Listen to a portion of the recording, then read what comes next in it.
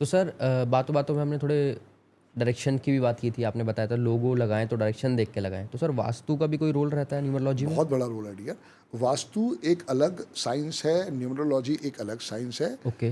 Vastu directions है, east west north south, जी। ठीक है ना। जब भी हम कोई मकान लेते हैं तो हमें उसके अंदर जब एग्जिट करते हैं वो फेसिंग होता है, हाँ जी। ठीक है। जब हम बाहर निकलेंगे, बहुत लोगों को पता ही नहीं है। सबसे ज़्यादा लोग मेरे पास जो पूछते हैं वो इसी चीज़ का दुख का कारण है। ओके। सर कुछ लोग कहते हैं अंदर घुसते हुए देखना चाहिए, कभी भी नहीं।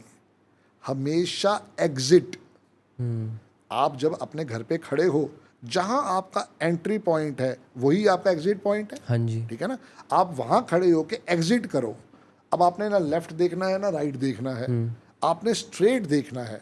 वहां पे अपना कंपास निकाल के चेक करो वो किस डायरेक्शन की तरफ जा रहा है। ओके। ये चारों डायरेक्शंस का रोल है। ओके। अब आप कहते हो कि जब मैं घर से बाहर निकला और मेरा फेस जो है वो ईस्ट की तरफ जा रहा है, तो ईस्ट हो गया 90 डिग्री, ओके। ठीक है ना। ये सबसे पहले बेसिक सिद्धांत ठीक है। है। ठीक है। बाहर खड़े होके अपनी कंपास को ऑन करो, अपने हाथ पे रखो। अब देखो आपका फेस किस तरफ है, ठीक है। शॉप से बाहर निकल के देखो, ठीक है। शॉप से बाहर निकल के देखो आपका फेस किस तरफ है। अगर वो 0 डिग्री आ रहा है कंपास में तो वो नॉर्थ है।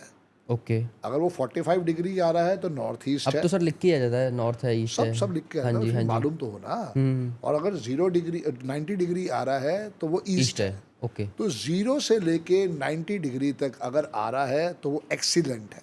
ओके। इसके बाद जो है फिर वो डीप रिसर्च चाहिए। ओके। जैसे वहाँ पे 32 तरह के द्वार बताए गए हैं, 32 तरह के एंट्रेंसेस बताई गई हैं। फिर क्या होता है नेक्स्ट स्टेप कि आप किसी अच्छे वास्तु वाले को बुलाओ और अपने घर का मैप बनवाओ। ओके। वहाँ से वो 32 एंट्रेंसेस आपको आशीर्वाद देगी। पर मैं अभी सिर्फ क्या समझा रहा हूँ, बेस। बेसिक। मैं कभी भी कोई मकान देखने जाए, अंदर घुसने से पहले वापस यू टर्न लें, अपनी कंपास ओपन करें और देखें डायरेक्शन कौन सी है। ओके। अब अगर वो डायरेक्शन आ रही है साउथ ईस्ट, या डायरेक्शन आ रही है साउथ, या वो आ रही है साउथ वेस्ट, जी। या वो आ रही है वेस्ट, या वो आ रही है नॉर्थ वेस्ट, तो वो तकलीफ देगी। ओके। एक छोटी सी रिसर्च है जो मैं आपके साथ शेयर करता हूँ, जो मैं समझ पाया और देख पाया। जी।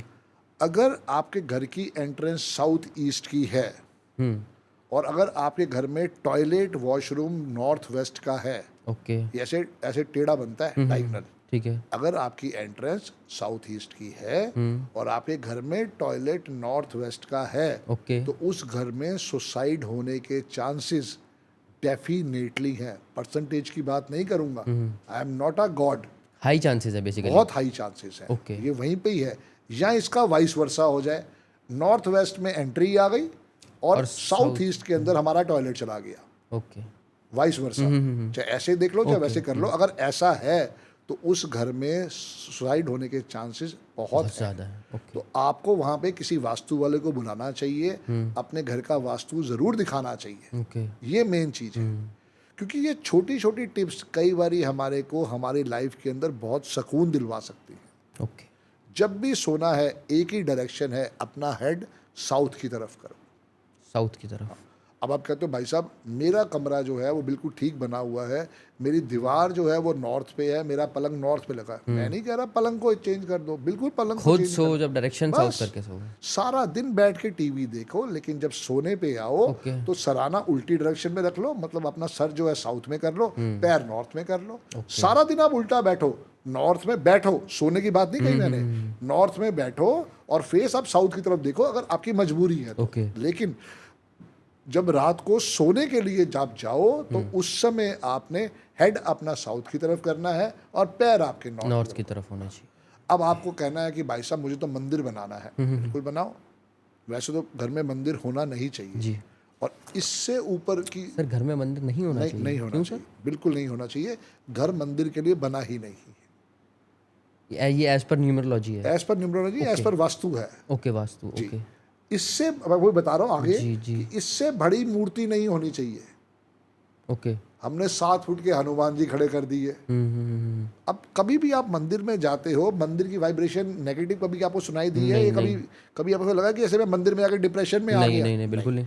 क्योंकि वहाँ पे प्राण प्रतिष्ठा होती है। ओके। किसी भी मंदिर में जाओगे वहां पे प्राण प्रतिष्ठा की हुई मूर्ति होती है। हम इन मूर्तियों को घर पे क्यों रखवा रहे हैं? इनमें कोई प्राण प्रतिष्ठा की जरूरत नहीं है। आप तो सिर्फ क्या कह रहे हो, हे भगवान राम, हे विष्णु जी, हे शंकर जी, आपका मेरी जिंदगी में ये सब आशीर्वाद देने के लिए बहुत बहुत धन्यवाद। इतना ही करना है बस। ओके। अगर आपको याद हो, अगर आप पहले 100 साल पहले जाओ तो गांव के अंदर एक चौपाल होता था और वहीं पे मंदिर होता था। हाँ।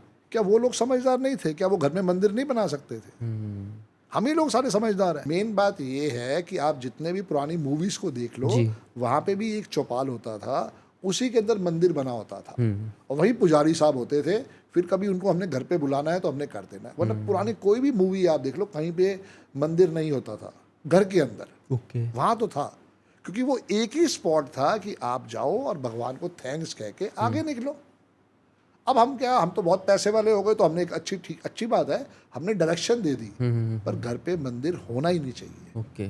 और अगर मंदिर रखना है तो इससे ऊपर की अंगूठी, इससे बराबर की जो मूर्ति है, इससे बड़ी मूर्ति नहीं होनी चाहिए। अंगूठे से बड़ी मूर्ति नहीं होनी चाहिए, नहीं होनी चाहिए, इतना ही है। ओके। आप इतनी कर लो, ये समझो हर एक अंगूठा भी तो अलग अलग होता है ना। मैं कह रहा हूँ आप इतनी कर लो, पर इससे बड़ी नहीं होनी चाहिए। ओके जी, क्योंकि उसको आपको प्राण प्रतिष्ठा की जरूरत नहीं पड़ेगी। ठीक है, ठीक है। और जब भी कभी आपको लगे, एक बहुत बढ़िया फॉर्मूला दे रहा हूँ जो मैं खुद पता नहीं कितने सालों से यूज़ कर रहा हूँ। जब भी आप कहीं दुखी तकलीफ में हो, छोड़ो सब झंझट, अपनी कार उठाओ, अपना टू व्हीलर उठाओ, बंगला साहब गुरुद्वारे चले जाओ, उसके साथ हनुमान मंदिर है, वहाँ जाओ और एटलीस्ट 45 मिनट्स वहाँ जाके मंदिर के अंदर बैठो। ओके। जब भी आपको लगे डिप्रेशन आ रहा है, टेंशन आ रहा है, जरूरी नहीं यहीं पे, मैं तो यहीं रहा हूँ ना पहाड़गंज जी, तो मेरे लिए तो ये दोनों चीज़ें पास थी। बिल्कुल, ये दोनों चीज़ें पास थी। एक भाई अपना गुरुद्वारा, कौन सा गुरुद्वारा? बंगला साहब। एक तो अपना बंगला साहब गुरुद्वारा और एक अपने हनुमान मंदिर, बिल्कुल पास में ही है। तो ये दोनों चीज़ें बिल्कुल पास में है। कोई भी आपको लगे, मैं बंगला साहब गुरुद्वारा जाता था, वहाँ का एनवायरनमेंट और पॉजिटिव है जी, बट शर्त एक ही है, 45 मिनट बैठना है अंदर, बाहर नहीं जी। जहाँ मेन पार्ट होता है वहाँ बैठो एटलीस्ट 45 मिनट्स। आप अपनी जो वाइब्रेशन है चेंज कर लोगे जी। अब उसका मैं कारण क्यों बताता हूँ, ऊपर डोम बना हुआ है, दैट इज ऑल्सो पिरामिड जी, जो हम वास्तु में यूज करते हैं। और जब भी आप वास्तु के अंदर पिरामिड को यूज करोगे, आपकी फ्रीक्वेंसी, आपकी एनर्जी बढ़ जाएगी। ओके, करके देखो। ये कमेंट्स जरूर बताना, करके देखने के बाद, घर बैठे बैठे नहीं। आज जब भी मुझे लगता है कि मैं दुखी हो गया हूँ, परेशानी में हूँ, वैसे तो आप इतना आशीर्वाद है ऊपर वाले का, तो उस समय बेस्ट फॉर्मूला है, जो भाई बहन जिनको लग रहा है कि देखना है, जाके ज़रूर करके आए। किसी भी शहर में आप रहते हो, गुरुद्वारे चले जाओ, मंदिर चले जाओ, शर्त एक ही है, वहाँ पे पॉजिटिविटी जाके समझ के 45 मिनट्स बैठना है। और देखो कैसे आपकी रीट्यूनिंग हो जाएगी, आपका ऑरा चेंज हो जाएगा। वो तो होता है सर, पॉजिटिविटी आ जाती है।